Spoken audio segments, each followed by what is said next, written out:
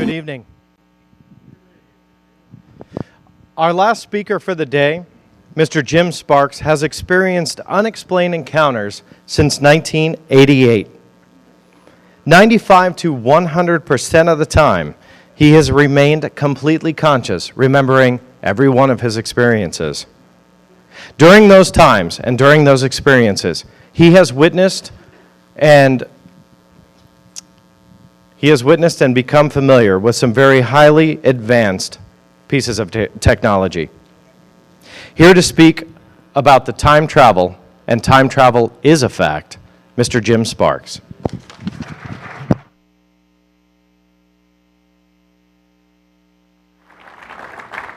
Hey, can everybody hear me all right? Can you hear me? Okay, let me know if it gets duller. Hello everybody, it's great to be here.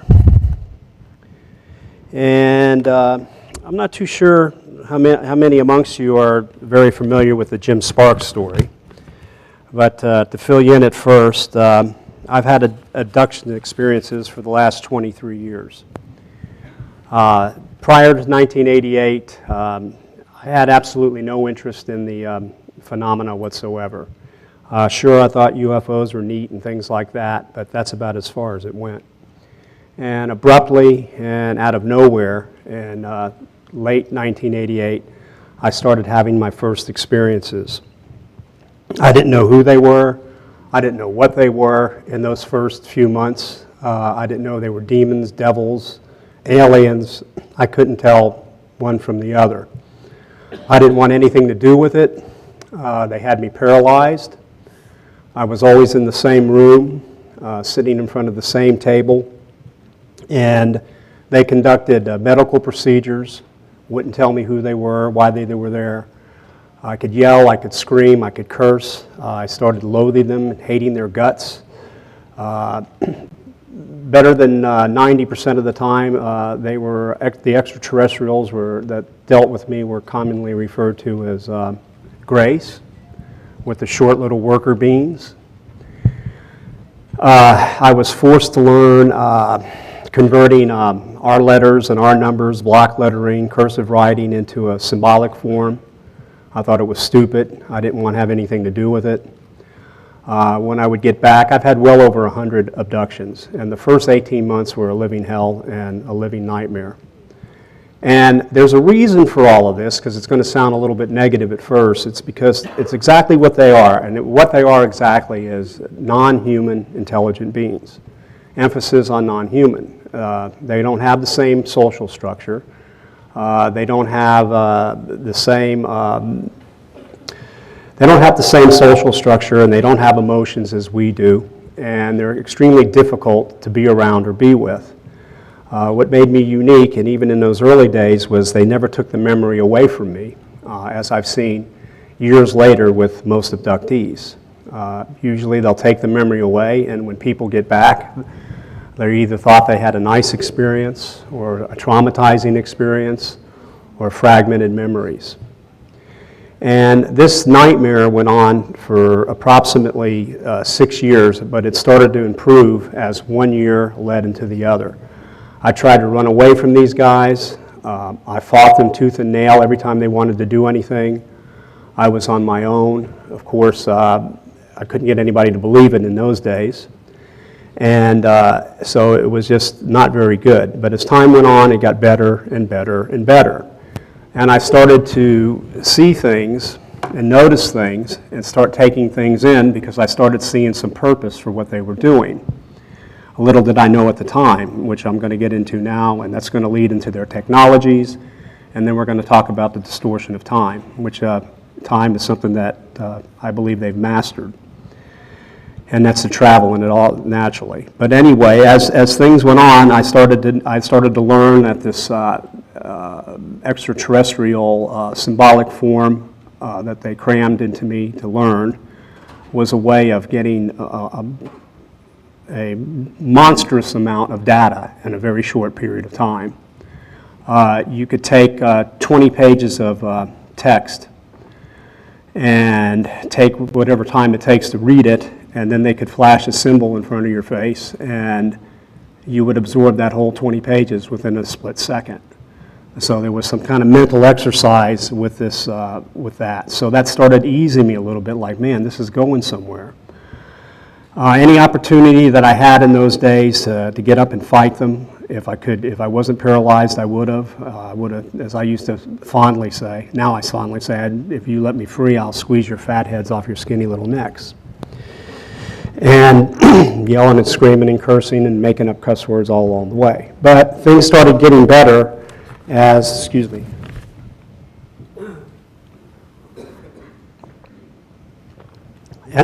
as time went on. What makes them so interesting, and then what I know is in store for us, is the fact that they have amazing capabilities. And if we can evolve and cross the line without self-destruction, we're going to be capable of these amazing abilities also. But to interact with these beings, to interact with these beings right off the bat is just something that took a long time to do. So along with sharing with you about the time travel aspect, I'm going to share with you why it's so difficult to be with them and what it would take from the years that I've learned how to be in that environment and get something out of it and make a connection. We're talking about beings that are 100% and completely telepathic. They do not speak. They have the ability to think and process information literally 100 times faster than we do. Whether these things be natural or whether they are technically enhanced, I tend to believe that they're technically enhanced because in a little while in this talk, I'm going to talk about time travelers who are near future time travelers. I call anything near future within 500 years. They're people, and they're interesting, and it'll be fun to share what they're about. So they got the thought-activated technology. And so if they think it, the technology operates. So now you're 100% telepathic. You can communicate and process information 100 times faster. You have technologies that are a marvel, that are way ahead of ours. Some are close. And they just think they're machines, and their machines do. They have the ability to manipulate matter, which I believe is one step towards time travel. And I'm going to point out some examples in the early years of how they manipulated matter and mass in a way that amazing things that can be done. And as I said, it leads to the time travel aspect. They can move into and use other dimensions. And over the years, I've learned that that is really so. It's not just a theory. There are other dimensions that occupy the same space and the same time that we are in, and there's entities that naturally live in these dimensions. And it can explain, in my eyes or in my view, a whole host of reasons why we see ghosts or why we see things that appear to be devils or demons and things like that throughout our history, because it bleeds in sometimes, or sometimes they just step into this dimension. But they have the technology to do that. They can span the universe with little to no time passing. So almost instantaneously span the universe. And I'll tell you what, they just beat the dickens out of our thinking. I used to didn't understand what 500 years or 1,000 years or several thousand years ahead in technology would mean when someone said, well, they may be thousands of years ahead. But I'm not putting them on a pedestal and putting them in a godlike manner, because I don't claim to embrace alien culture, and I still have a strong and healthy skepticism about everything they are. And I always make my points in that manner, hard, firm, and strong. But I earned the right to interact that way, and it took many years. But they do have the ability to travel that fast. But what's interesting about them is they are just the best tricksters in the universe. They can pop in and out of our skies. They can put thoughts in your head and make you believe they're benevolent or they're not benevolent. They can take the wisest minds on the planet and lead them to believe the technology is such when there's so many light years ahead, and the things that we care about they don't, and some of these things are pretty neat, some of them are beyond my understanding. But they can travel that way. And what I really would like to get out of them the most is these beings have conquered death. They don't have to die. They figured it out. And I think what would be neat for us as human beings is to be able to possess something like that for the first time in our history. And I'm going to go over some steps that also in this that point in that direction that we can evolve to that point where all of us can get there. But what I like about the idea of conquering death and the way they are is they have all the time in the world to learn. They starve for data. They love information. If there's an emotion there for anything at all, and they have emotions in different ways, it's that for information. It gives you all the time you could possibly need to know and change and pick your destiny, to know where you want to go spiritually, to possibly really see for the first time in human history what the hereafter is, instead of dying first to find out. Making a choice or making a decision whether you want to go to the hereafter or evolve to the next step, because you have the knowledge.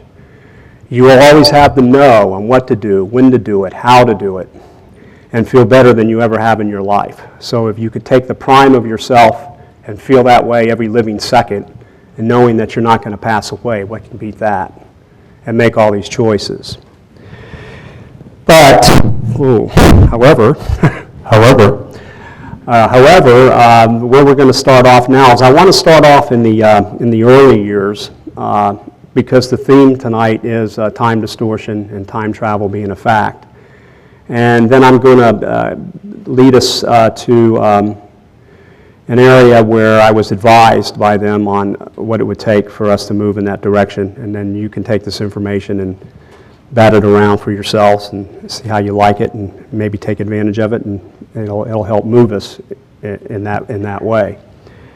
But in those early years, back in 1988, when I first had my first experience, it was dreamlike, and I had the same reoccurring dream.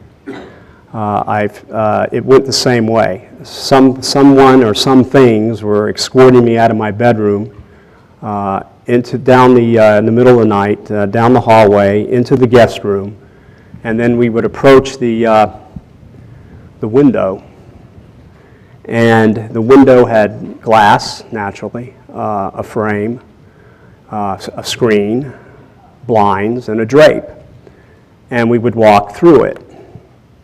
And this will demonstrate. Now, this is a sketch that I want to show you. This sketch will demonstrate. The window was a ground. It was a floor. It was down at the floor level. The window, and we would walk through the window and into the woods, and then experiences would take place on board, and they would bring me back the same way. Again, walking through the window. So here, in this example, they distorted matter and made the window and the matter itself, creating some sort of a field where you can pass right through it. So that's a pretty strong ability when you can just make a wall not there, in a sense, and walk through that wall.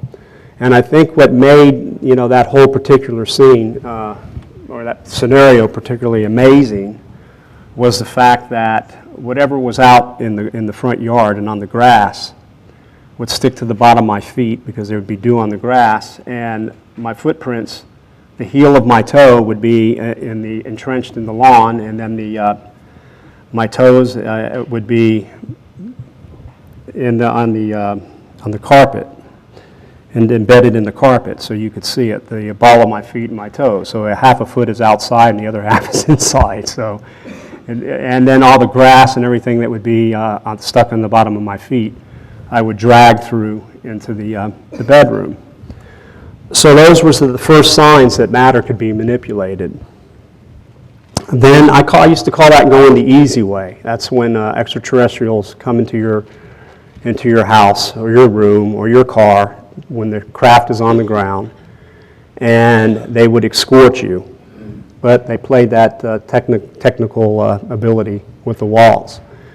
Going the hard way, which is the names that I've named these things, would be when a craft is in flight, either hovering or just hauling butt. And they would pull you. Now, the technology was extremely rough on your body. First thing would happen no matter where you are, is again, they left me with all the consciousness, so I can share this stuff. It sounds like really scary stuff. It was scary stuff. I'm not saying this is the way they would introduce themselves today, but this is what they did to Jim Sparks, and that's why I can tell you this. They never let me lose my consciousness. And like I said in the beginning, I thought they were monsters. Now they're totally the opposite. Things have really evolved and flowered, and they're wonderful. But anyway, in those days when you were pulled the hard way, when they were in flight, you would be paralyzed. You'd get this sensation in your belly, in the pit of your stomach, and it would work its way up your torso until it finally got into your chest. And when it hit your heart, it would race. It seemed like 1,000 miles an hour. And then you would black out, but you would still be conscious. Your eyes would close, everything would be black. And then you would hear this whipping, whirling sound, horrifically loud inside your head, and then you would get the sensation of acceleration, not going up, but going like you're being pulled down, like 100 times faster than a roller coaster on its first drop. And then you would black out, and you would be there. Okay, the point behind going into this technology is the fact that when you moved from point A to point B, from home or a car on board, a technology was used to obviously pull you through the roof. Again, we have a distortion of matter. You were never encased in anything. You weren't inside a ship. You didn't have the protection of a craft. So somehow you could still breathe and you were still alive when you went from point A to point B, or you yourself are transformed to get to point B. Again, another distortion of mass. And so going these two methods is a first sign that they can manipulate matter, and what I'm going over with you this evening. So that's the easy way, and that's the hard way. As I said, there's no protection.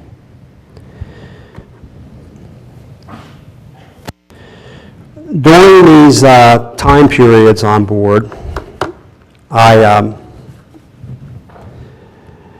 would ask them over and over and over and over again, why me?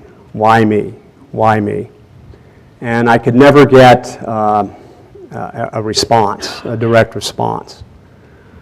They never would answer the question. And I would scream and yell it, and as the time went on and on and on, I had one particular experience. Now this is going back, like I said, the first few years, and this is going on 23 years, where they went through a procedure for intellect, and I did particularly well, so they let me ask a question that I could get an answer. One thing about these guys is they don't like you to ask questions. They're only going to let you know what they want you to know when they want you to know.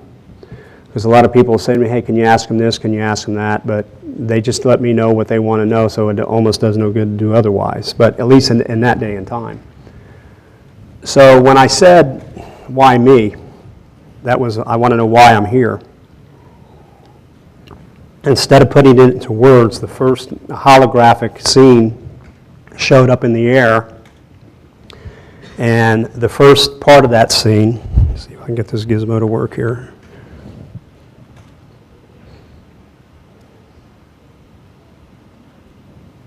There it is.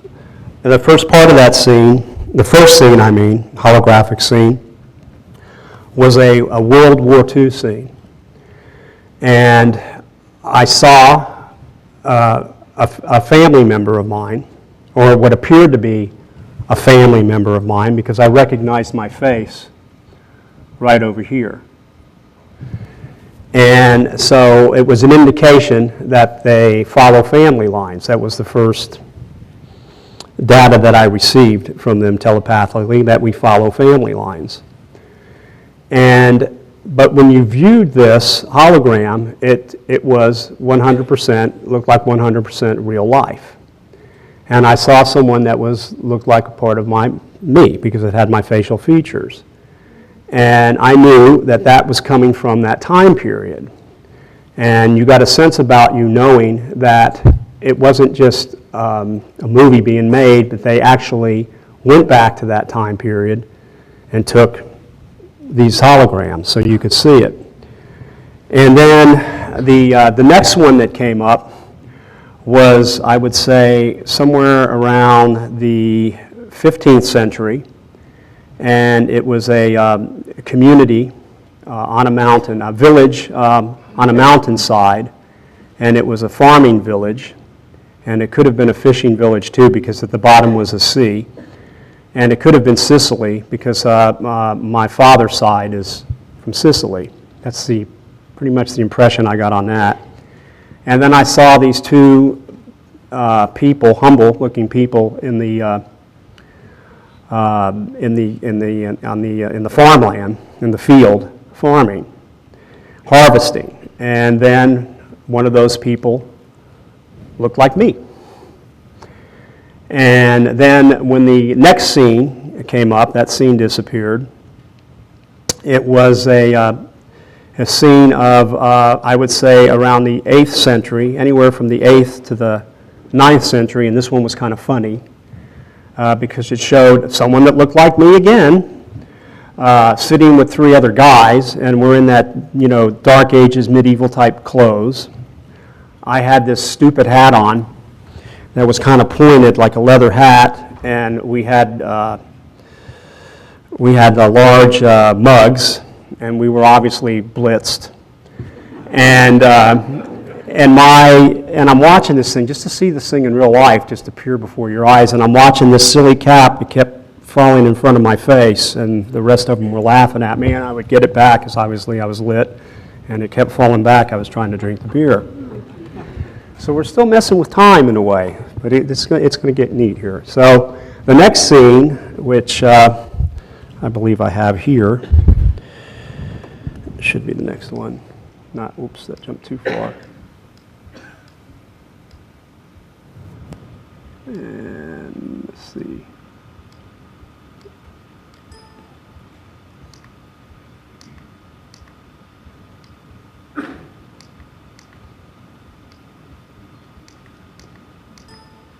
All right, well, the next scene, I'll just have to describe it. The next scene was a scene of Rome. And it looked like the Roman Senate. And there were 2 people. One was holding a scroll, and they were debating a political issue. And I could see myself in the bleachers, in a robe, in a toga. And again, there I could see my face. Now, this is when I really got really mad at them. Because the next scene was this. They looked like half ape, half human. They were foraging for food. And then the telepathic message to me was that we manipulated these evolving creatures with our genes to make humans, you, Homo sapien sapien, what you are today. And I yelled and I screamed and I told them they were full of everything under the sun, but even though I knew it was true. So again, now we have the distortion of matter, and then we have here the taken back thousands of years, untold, maybe 100,000, 200,000 years, their ability to go back in time and show these things. So another distortion of time in these events was the very interesting situation, and this one I lived out in my face to face with myself. This happened about 8 years ago, and this one was extreme, and this one made me a believer that their time travel is a fact. I was laying on my sofa, and I was watching television. And as I was watching TV, I decided to get up from the sofa and go into the kitchen to get a snack. So I got up. There's a reason for me going into this detail. I got up from the sofa and I walked across the living room. And I had an aquarium on a counter, like an island counter. And I stopped and I looked at the fish for a little while. And I went around the aquarium into the kitchen. I opened the refrigerator door. The light came on. And I tinkered around in there, took a drink of Coca-Cola, took a bite of some ham or something, and I shut the refrigerator door. And then I came back. And I walked back to the sofa, and I laid myself back on the sofa like this to watch TV. And that going the hard way situation started. I started hearing that whipping, whirling sound in my head, that energy in my stomach coming up to my heart, knowing now that I'm going to get pulled. And they took me on board, and they went through a couple of hours of procedures, and then they brought me back. And I found myself back on the sofa in the same position. The only problem was, and this was the real eye-opener, they brought me back about 2 or 3 minutes before I left. So amazing point one was a couple of hours went by there, and here I am back 2 or 3 minutes before I left. How did I know I was back 2 to 3 minutes before I left? Because I saw me standing in front of me with its back facing me. It scared the holy gaga out of me. Walking towards the kitchen, and I kept my mouth shut, and I was shaking, and I was scared, and I was watching myself in solid form, looking at the fish. Going into the kitchen, I heard the refrigerator door open so I can hear the physical aspects of it. The light came on, and I'm watching myself tinker in the refrigerator, getting something to drink, just like what had happened, as I had done it. And then the refrigerator door shut, and me, the other me, started coming back. And that's when my heart started racing almost out of my mouth, because I was wondering, what would me do if me saw me? And what would this me do? And interestingly enough, as I came back around the aquarium and I started heading back to the sofa, that me didn't see me. I could see myself, but my other self could not see me. And then I got even more scared as this other self started walking towards the sofa, because I was afraid he was going to squash me and lay on me. And I didn't want me to do that. However, when the other self from the past, so you might as well say I traveled back in time. When the other self from the past came within a couple of feet of me on the sofa, it started to fade away as it came in. So these experiences were wild, but they were technology, and I knew it was. And I later learned that none of these things were happening by accident in these 23 years. There was a purpose for all of this stuff. I smoke cigarettes. To give you another example of their technology, how they can save the planet once we can loosen it, and I'll go over that in a second, and then it'll bring us back to time. I'm a smoker. I never asked them to do me any favors. Okay, so I'll start right there. I find myself in an experience, and it's a medical procedure, and I become conscious in the middle of this procedure.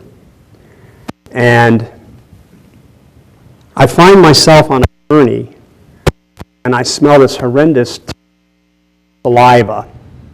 I'm paralyzed, I can't move, but I could see, and I'm at an angle where I'm laying on my sideways on it, and I could see, but I smell this awful smell of saliva. And I could see this square box-looking thing, like on a shelf, and I don't know what's going on. I just know it's a medical thing. I've been through it before. They've extracted semen. They do the anal probes. They do everything that's so much fun. And this was some other thing they were doing, because now as the years went by, in those first 6 years, even though I still hated their guts in that time period, I would see what they were doing, and I didn't understand it, and I blacked out. That was the end of that. And when I regained consciousness, I found myself, this is one of the first times they set me free from being paralyzed. I found myself in that room over that 6-year period of time, not paralyzed. Now, it took 6 years to get to this point, and I'm standing in the room that they've had me paralyzed, sitting on this bench and a screen in front of it, and a teaching machine. The teaching machine was artificial intelligence, and it would combine with your mind and your body and your soul, and it would teach you things. And it was a fascinating machine. Any scientist would give its eyes tooth to have something like this. It was a phenomenal machine. At the time, I still didn't like it, but I was free for one of the first times ever in those years. I was standing and leaning on the table. And then through the corridor, which these guys usually came through, here came two grays. Amazingly enough, I didn't run after them and try to kill them.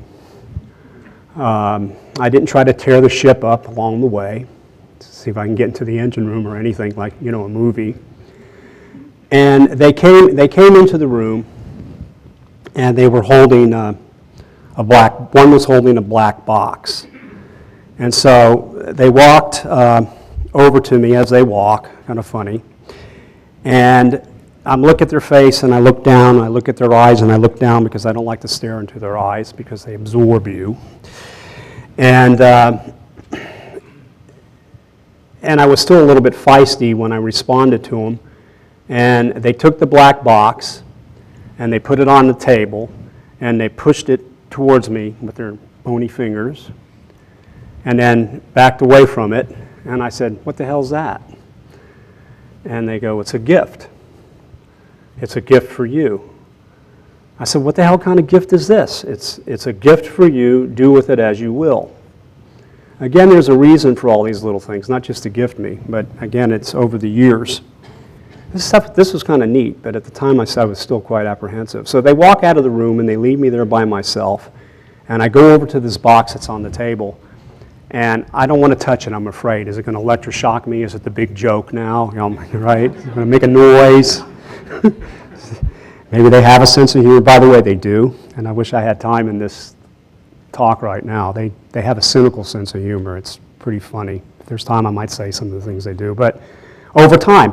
But this was years of BS, years of not letting me know who they were, why they were there, what the reason was. But as I said, as these things evolved, I started seeing a bigger picture, and I can sit here and tell you these things today. Some of these things may be hard to swallow, I understand. I respect you just the same. I have no problem with that. And when I came forward years ago, screensaver. When I came out years ago, I knew that if I had tomatoes and rotten eggs thrown at me, I would just have to accept it. For those of you who can use this information, let it be with you. Anyway, so I walked up to the box, and I finally touched it, and it didn't hurt me. And I picked the box up, and I was turning it around, and it was perfectly square, about like that, and it was black, absorbent black. And I turned it, and I couldn't see no lid, so I shook it, and I couldn't hear anything. And then I tried to pull it apart, and I was trying really hard like this, and I was trying really hard like that, and then I took it, these wireless mics are great. I took it and I put it between my feet, and I was trying to pull it apart like this, and it wouldn't work, and then I took the thing, and I was going over the table, and I was going to go break it. And I stopped, because just as I was going like that, the voice, the telepathic voice said, "You didn't try to open it gently." I said, "Oh yeah, okay." So I grasped my hand over the top, and I just slightly pressured and pulled it open, and this horrific, horrible, most stinkingest smell came out of this box. And it's Twilight Zone, and inside of it was this, about this thick, was this black, tarry substance with glass tubes sticking in it. And they came into the room, and I said, "What the hell kind of gift is this?" And so I was getting to be more myself with them, too, as time went on. And they said, "It's a gift. It's a gift for you. We extracted it from your lungs." And so, okay, thank you. I'm grateful. I didn't say that, but I felt it, because I didn't want to show any feelings back in those years. However, as time went on, I learned that it wasn't so much to gift me, but it was so much to show me something. It was to show me that they possessed the technology, and so did the black op people, to molecularly extract any kind of toxin, any kind of impurity, or in my case, any kind of tar, molecule by molecule, into a reception box. So they have the technology to inintrusively program this thing to take out whatever is bad that should not be there, molecule by molecule, without tearing your guts up. And in my case, without having to scrape my lungs or vacuum, whatever they do these days. I'm not a doctor. But more importantly, that same technology can draw all the toxins out of the Earth's water, all the garbage in the atmosphere, and all the trash in the soil. These technologies are real. These technologies exist. And I'll get into how we can loosen it, at least how I was advised. And I guess when I say advised, what I'm meaning is what I was told, a way for disclosure to get this kind of stuff out, which I'll get into in a little while. So now we have, let me make sure my time is doing okay here. Now we have the ability to distort matter. Now we have what I know from personal experience to take you back in time. Now we have a technology that can remove what I just explained to you. And so, as I was saying, over the years, these things became more and more of an eye-opener to me. The ability to see a symbol and grasp 20, 40, 50 pages of text in just a matter of a split second. And all these amazing things that I know that in time can be ours.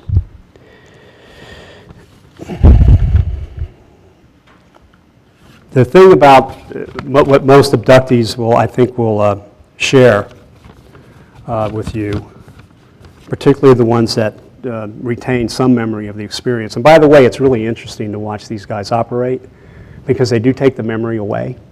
It's not nice. It doesn't hurt the people. But what I've learned over the years is because the experience itself gets in the way of what the message is that they get. And it's unified. It's a unified message. We'll come to a boiling point one day, I'm convinced, because of the mass abductions I experienced, and I'm going to get into that. Because again, here's a time discrepancy thing, where these people will know exactly what took place and why, and what they can do to bring us forward. And I'm solidly 100% convinced that any bona fide or any real abductee possesses this. Some of them are somewhat conscious of it.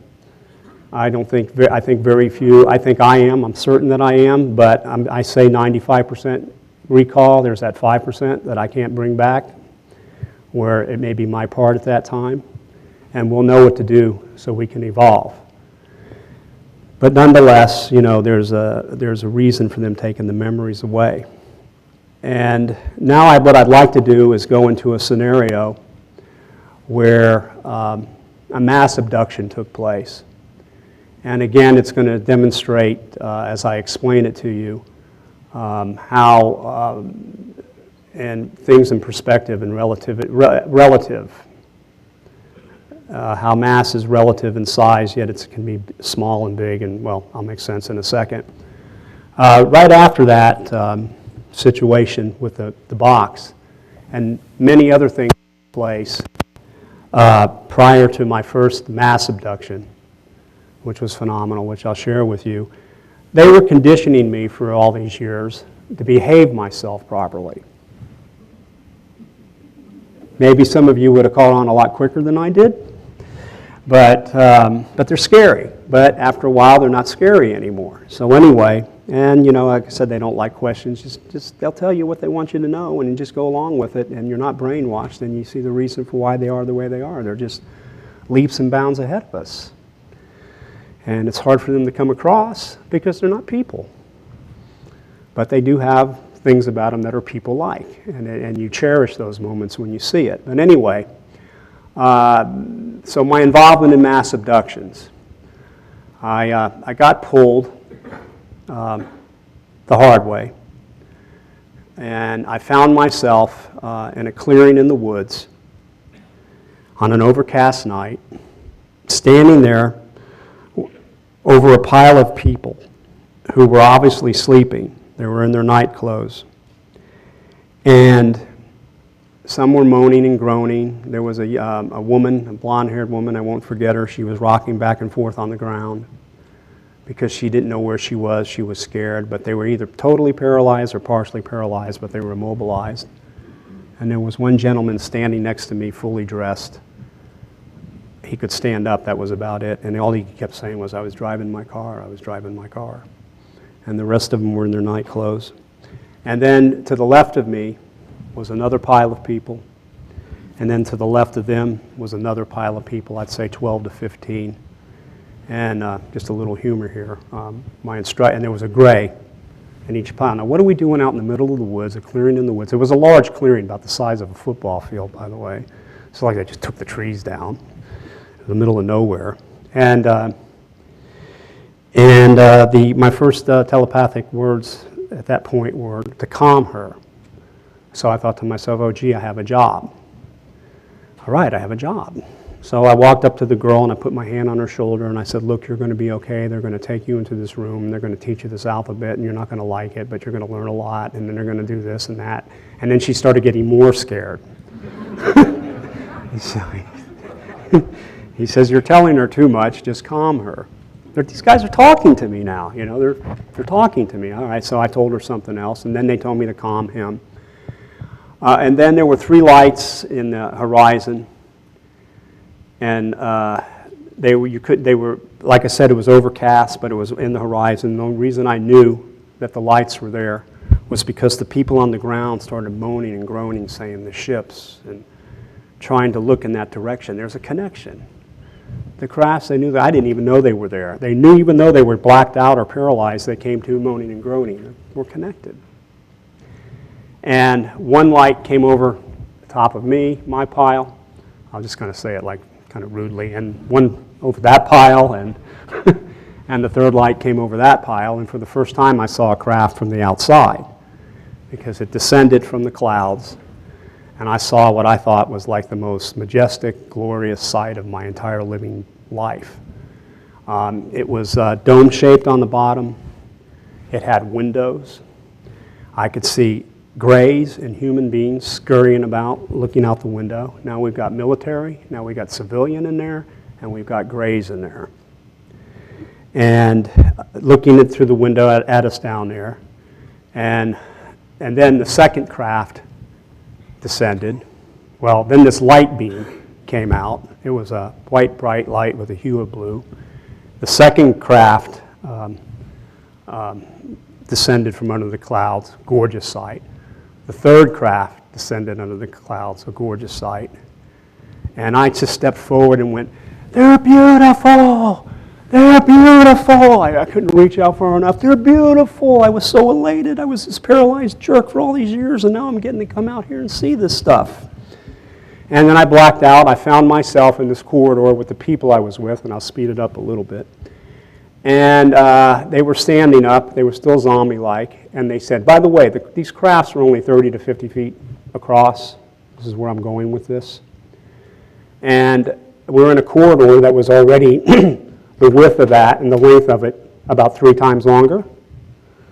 And the next telepathic instructions were lead them. This is just one of a mass abduction where there's thousands upon thousands upon thousands of these, and I'll tell you why. It opened up to something the size of basketball gymnasium. And there were rows and rows and rows and rows and rows and rows and rows of little seats with something that looked like monitors in front of them, and my next instructions were seat them. I took them one at a time. I took the first one to the end. I sat this person down. I started to walk back, but I got curious. I kept looking around. The telepathic voice said, no, no, no, no, no, and I disobeyed and blacked out because I wanted to see what was going on more. When I came to, I was in front of my monitor. Now, the point here is that the room was literally 15 times. I'm not being a mathematician here, so I didn't. It's 30 times 15. I could be off here. Times the size of what you see. So again, now we have mass expanding, and then it's shrinking or expanding, the manipulation of matter. And when I came from this blackout, there must have been between 800 and 1,000 people sitting at these monitors. And we were hooked up. There was something either hooked to our calves or hooked to our arms. And I know what it was. It was to make us see the colors brighter, and there's a reason for it, and feel stronger emotions. Because these monitors, when they lit up, the most drop-dead gorgeous ocean that you had ever seen in your life from our past, before we were here. The most beautiful scene you ever seen. And you just went turquoise blue, and you could hear all the people in the room go, oh my God, or it's beautiful. And then that scene disappeared, and then it was a mountain scene, and it took your breath away, and then it was a forest scene, and it took your breath away, and it was one beautiful nature scene after the other, and all you could do was just be how fantastic it was before we were around. And then each scene started getting uglier. The beautiful sea. Now, the scenes were captured from a time and period that they could go back to. Now we have again, see, I'm backing up this time thing with you, because when I start talking about the human beings that I've seen, it'll make more sense instead of me coming up here, oh, by the way, I've met a time traveler. Okay, so as that went on, the scenes got uglier. There were dead and bloated fish on top of the water, bringing us to the current and into the future. The trees were diseased. The air was polluted, and one after the other, they got uglier and uglier and uglier. And then the telepathic message, as if on a PA for everybody, was, "You're killing your planet. Your planet is dying. You're killing your planet. Your planet is dying." All those people got an environmental lesson in one way, shape, or form that was suited for them. The memory was taken away for another time. This is something they do. And again, we got scenes from the past. We got scenes from the future. And we've got rooms that seem small and then large. Once you get inside it, they have the ability to do all these things. And now I'm going to get to the interesting part, which, if this isn't already interesting, which is our time travelers. Now, this took, here I am 23 years talking about this and all these upsetting things that I started with and how one thing led to another and how this has evolved. I'm in they do these things under our noses. They bring people back. that they've bred, that they've raised in other worlds, human beings, right from the embryo, semen and ova, and they bring them back in their 20s, and they bring them back in landing parties, right under our noses, dress them up for wherever they are, and they love to take these people to tourist areas where everybody kind of dresses up funny because they're from everywhere else. Large Disney World-like places. Anyway, how do you know a time traveler? One of my first ones, I come walking into a public place and I sit down, I have myself some dinner, and I order myself a beer, and I'm looking at the menu, and all of a sudden my heart starts to pound real hard in this chest, and my spine straightens up. And I know this sensation, it's the only sensation you get when you're around that extraterrestrial technology. Only now I'm sitting in a public place. I don't know what's going to happen. This is one of the first events. It is inclusive, a sensation is totally inclusive of that scenario. And this person, this man, walks into the room and he telepathically says to me, "Do you mind if I sit down?" Now, this is a perfectly normal looking human being. And I already got the gist of how we were going to do this scene. One speaks telepathically, the other one responds verbally. The other one, when it's his turn, responds verbally, and the other one responds back telepathically. This is a human being, I'd say within 500 years, he's us. So now, if you can imagine a conversation, like, no one can understand what you're saying, right? It's always half the response is missing from one person or the other, right? It's kind of cool, right? But you both know what's going on. So I thought, hey, that's really neat right off the bat. And, you know, he sits down, and now I know how to behave. You don't ask questions, you don't reveal anything, you behave yourself, I mean, all these things come from conditioning after all these years. He's one of us now. From what exact time period, I don't know. He sits down and he says to me, "So what's your name?" So I give him a BS name. You know, remember, I don't know his guys. He says, "No, it's not. It's Jim Sparks." And then we're communicating lightly about where I'm at and why I'm here. And he says, "What are you drinking?" And I said, "It's a Budweiser," into this conversation. It was my first beer, so I wasn't lit. And I was actually ordering food, nothing to concern yourself there. But anyhow, and he said, "How much is it?" It's going a telepathic thing back and forth. I said, "They got a special tonight, it's $1." And so he opens up his billfold, and I could see it. And he's got all these bills perfectly folded, flat and small, and like a file in this wallet, and he's flipping through the bills, and they're going like a little file cabinet in his billfold, and he takes out $1 and he unfolds it, and he looks at it, I think, to make sure it's the right year. That's my guess. And he orders the beer. Okay, so he gets his beer. And then he says to me, and this is where it gets really neat, he says, "Do you have can you get me a pen? Can you get me 2 pens and a sheet of paper?" And I said, "Yeah, sure." So I went up to the waitress and I asked for 2 pens and a regular sheet of paper. Now he's going to show me what near future people can do. So he takes 1 pen in one hand on the table from the left of the page, top of the page, and he takes his right hand to the bottom of the page, and he proceeds to write my first and last name with both hands at the same time while quoting and not looking at what he's doing.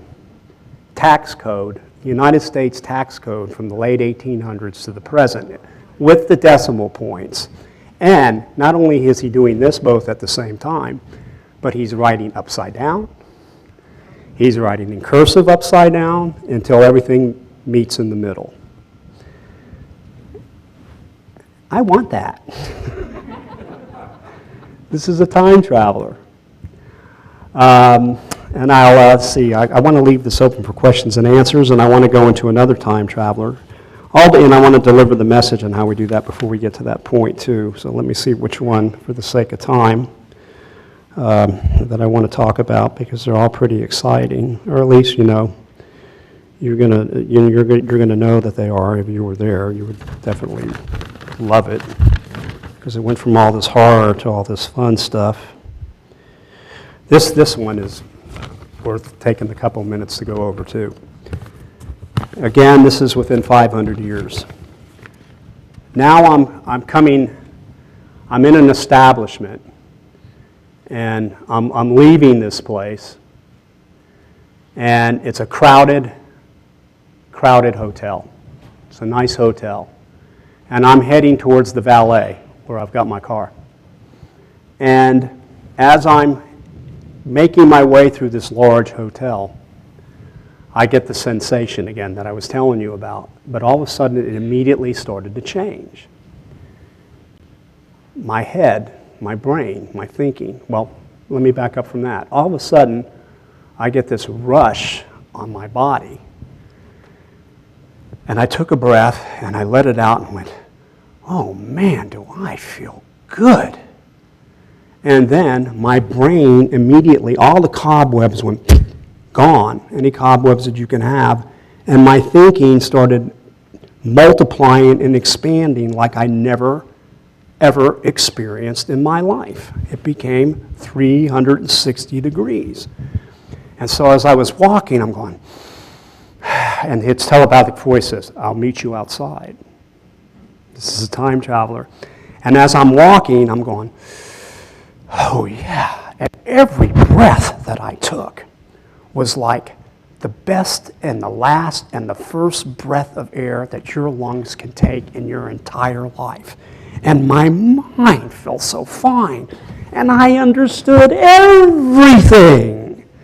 And I'm breathing and I'm walking out and I can't wait to meet this guy. And I'm this new human being. This is a transformation for us.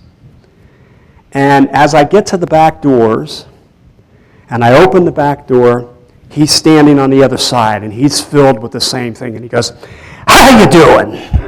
And I said the same way, I am fine. So I was in an arid climate. I let the trail run cold on these things, but use your imagination. Most people know where I've lived for 8 years besides, well, I've been in Australia for the last few years, but anyway. And I said, I'm fine. He says, you know, I really like it here, he says, but we sure can use some more rain. And my mind saw all the surrounding states, all the weather patterns, how everything works, what it would take to bring more rain there. And then my mind also saw that if I did that, I would deprive other areas for the sake of rain there. And then I said, that wouldn't be a good idea. He says, yep, you got it. It sure wouldn't, would it? I said, no, it wouldn't. And then he tells me, by the way, these sensations, this knowledge, and all these things are going to pass in just a matter of seconds. And he leaves and he walks away. And I accepted it. I didn't like it, but I accepted it. But I didn't really feel bad about it. And then I asked the valet for my car, and it starts to come back to normal slowly. I get in my car, and as I get to the end of the driveway, it's all gone. But it's a message as to where we go. Travel time, get this knowledge, get this feeling, conquer death. Okay, now, for the sake of time, the message for disclosure. This is this is something that we all want. So I'm going to give you what they said to me to understand, a way of doing it, which is they claim that right around 60 years ago, they came to this planet after we were discharging nuclear weapons in hordes and met with leaders of the day and struck bargains, made deals, made treaties, contracts in a sense, for us to no longer use nuclear weapons. Don't build any more, don't make them any better, take them apart, get away from chemical and biological weapons, stressing on both of these things, and making arrangements for the Earth's environment in exchange for these super technologies. According to them, we turned around, I'm giving you the shortened version, we turned around and made money. Now I say we, the ones who had it, made money in weapons. And keeping this stuff secret to where we are up to this day with the black ops stuff, all the secret information that's there that we all know about in the UFO community and the researchers and what we study. What surprised me is that a lot of this is in human hands anyway. And to keep this stuff secret, and it got so convoluted over the years that we all know people have been discredited, people have been maimed, honest law-abiding citizens have been killed, and lots of terrible things have taken place for the sake of keeping this stuff secret. The crap with the money and making the money, the crap with power, the crap, the crap, the crap, the crap. There's a growing majority, according to them, they said their hands had no play in any of these horrible things. According to them, there's only one way out for them, not for spiritual reasons, but for practical reasons. And it's just something for you to think about, and I know there's those of you who've heard me say this before, which is 100% complete amnesty. This is a step towards disclosure. These people are afraid for their asses. You're coming forward saying, not only are you bringing these things forward, but along with bringing these things forward, the truths of what they've done are going to come out at the same time, and they're afraid of that. And so a 100% amnesty. So whatever it is they come up with, they can't be tried, they can't be charged or tried, prosecuted, or put in prison, or whatever the case may be. What have they done? Well, over the years, as I'm sure most of us know here, people have been put away, or people have been discredited, or the memory taken away when they get too close to the truth. And all these terrible things that God knows, they know, and I don't. But it's a major hindrance for disclosure. And we all want disclosure. We're all working for it. We're setting up the politics for it. We have the mind for it. We know what we want. The second aspect is what they'd like to see, but they emphasize more the amnesty more than anything. And the second point is a hands-on global project that involves a vast majority of human beings in this world to do something, so we can say that we all did this together, and it's a first step. Now, one of my focal points would be the rainforest, to protect the rainforest by law, and Amazonian rainforest, and it's these two things. And with these things in play, they'll meet us somewhere, but we need to move in this direction. They're not landing on your lawn or down the street, or making connections on a massive global basis because they want to see these cards on the table, they want to see these things come out, and they want to see these things. They're claiming that we are at a pinnacle point in our time, because what I've learned about time, which I'm happy, now this can be argued with every scientist in the world, but this is just what I picked up. The butterfly effect, where a little thing can make a major change in the scheme of time in the universe, is almost the opposite. It takes a tremendous amount of energy to change make the smallest change. Time is resilient and wants to go back to what it's done before. It plays itself out that way. But according to them, the scale is balanced. It's a time in our history that's rare in the history of the human species. We've been here before, we've been here in other places. And a little bit to the left or a little bit to the right can mean self-destruction, or we all evolved to make it. The time travelers I'm seeing, and here's where the sneaky grin is, some of us make it, the way we are, but the majority of us do not. But I said it takes a tremendous amount of energy to change the smallest thing in time. The balance is that fine right now. So anyway, that's what they're claiming, the Amnesty thing. And there's 10 minutes remaining. I'd like to leave that open for questions and answers. Q&A?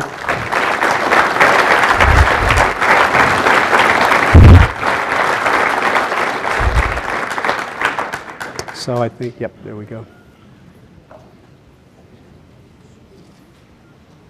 Hi. Hi, Jim. What do these beings say about their spirituality? You know, I wrestled with that for many years.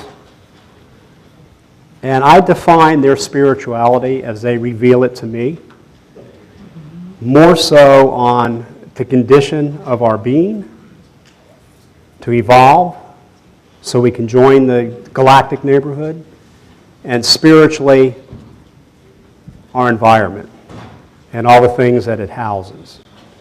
So do I hear them speak of a God? Do I hear them? No. And I think there's a reason they don't reveal that. Okay, so my sense of their spirituality is to see us evolve, but they're not going to give it to us.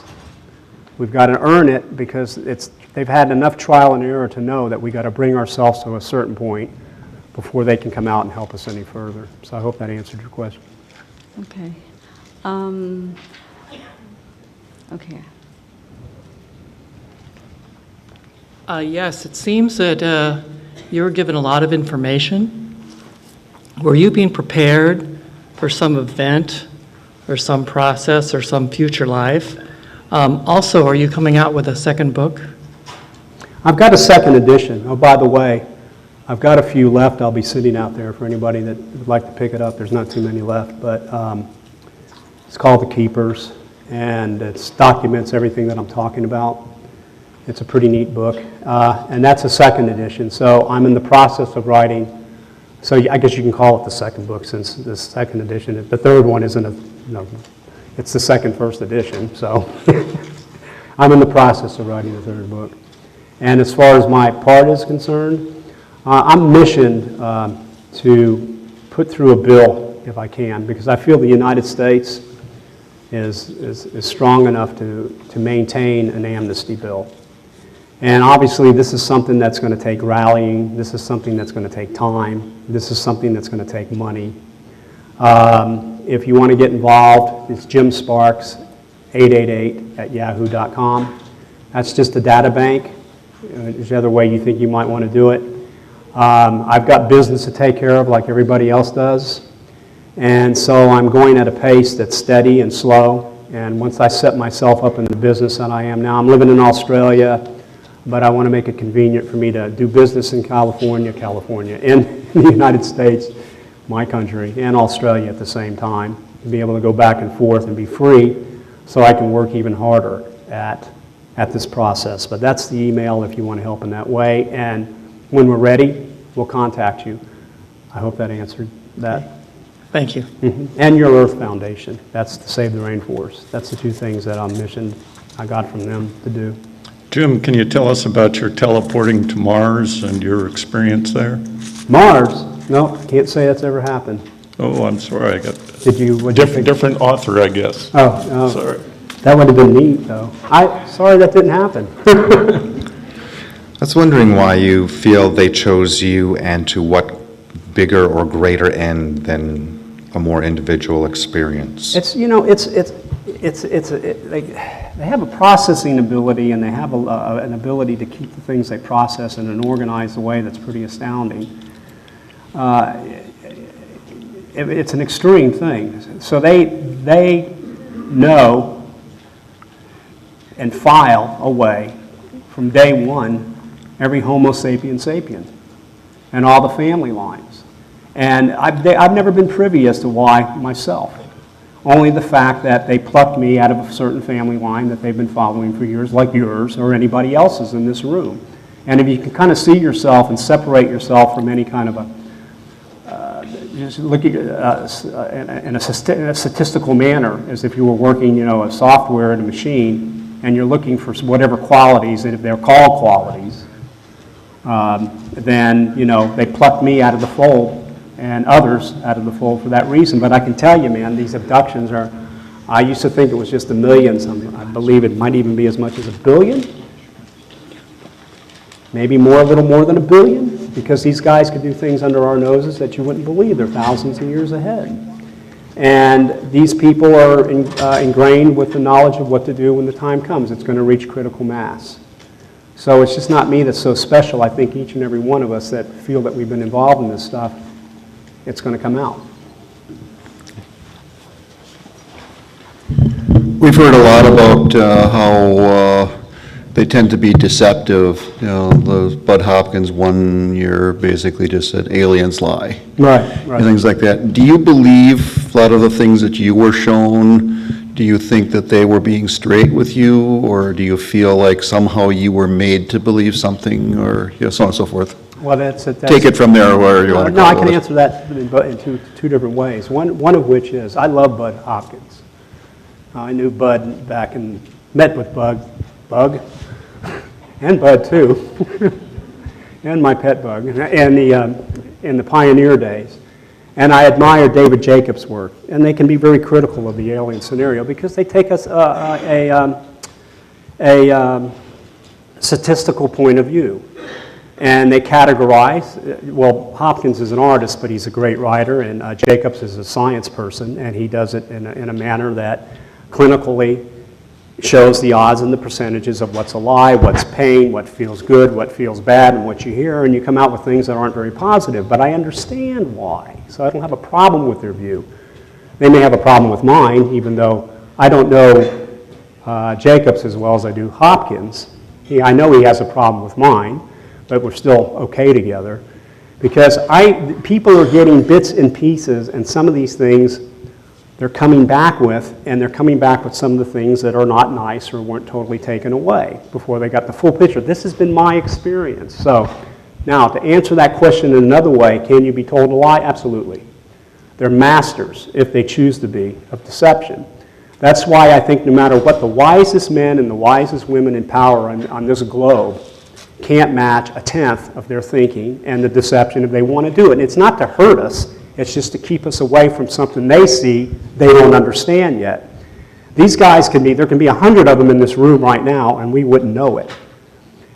These things mean nothing to them. It's like working with kindergarten toys, and I don't mean to belittle us because we're evolving. Okay, but yes, they can project a thought in your mind and make you believe it's something that it's not. Usually, it's temporarily, but it's usually to calm you down. Now, when people are panicking in these places, I've seen them do this. They either put in their mind they're somewhere else, and there's angels, and they're being good to them, and they're having this wonderful spiritual thing, and then they're all calm. They calm down. Or other people are rough, tough, and tumble. They're going to make them think it's the devil, it's a monster, and if you don't behave yourself, you're going to, you're in peril. So you're going to have one come back and say, hey, it was fantastic, and you're going to have this other one come back and say, they're all from hell. So I guess we're out of time? Okay. Well, look, I want to thank you.